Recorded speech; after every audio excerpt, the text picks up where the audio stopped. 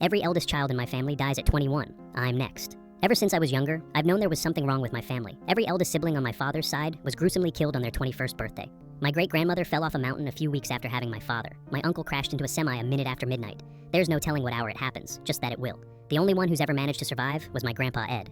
Being the eldest meant I was the one who would be targeted next. So every weekend and break, I was sent to Grandpa Ed's house to learn how to prevent it. He explained a few things to me. If you hid the time out, it would come for you. It was a lanky creature that looked almost like a greyhound. If a greyhound was 6 foot tall and had no face, lanky limbs, and its stomach opened into rows and rows of sharp teeth. He explained that some members of our family had survived up to midnight the day after their 21st, but after they had been successfully safe, it would come and tear them apart. Many chose the former of having a quick, random death instead of getting mauled alive for the slim chance of survival. Grandpa Ed had his arm torn off by it, which is why his sleeve was constantly tied up. He showed me things: how to shoot a shotgun, how to make a salt circle. He had survived by setting the thing on fire, watching it burn alive until the day had passed. That was the rule. And that was a very strong if. You survived, it would skip that generation and go to the next. I spent the next few years dreading my 21st birthday and preparing. A week before my birthday, I sat with my sister and drank. She was headed off to a year-long trip without electronics that night, meaning she would be too far to properly celebrate my birthday. I think I'm scared. The alcohol made it easier to admit the fact. I was scared. I had been scared. Grandpa Ed had died 2 years before, but luckily it was in a hospital bed because of old age.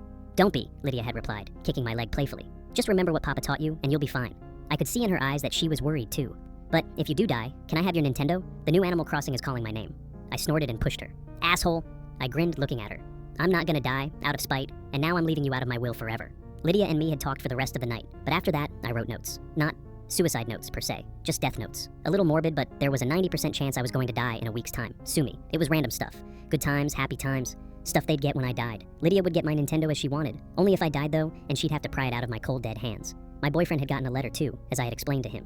He had begged to stay, but I couldn't bear the thought of something happening to him. So I prepared. I got the salt, I got the flamethrower, I got a shotgun, I burned herbs and even consulted a local witch who specialized in curses. Hell, I even went on Etsy and ordered sacred beads or something. Anything to live. And so came the night of my 21st birthday.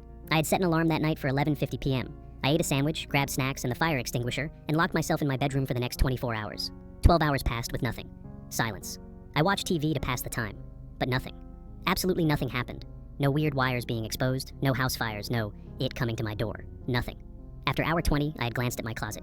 There was a box peeking out. One I'd seen but never opened. My mom gave it to me a few weeks before. I crawled over and tugged it into my lap, glancing over it. It was simple, covered in drawings. And inside it were letters. I read every single one, and my heart began to clench as I realized what they were. Love letters from my mother. I scanned the pages. She was secretly meeting up with a man named Peter behind my dad's back, during the time her and my dad were married. And then I realized something that made my blood go cold. My mother and Peter were seeing each other about 9 months before I was born, which would mean I wasn't my father's child, meaning I wasn't the eldest on my father's side like everyone thought I was. Lydia was.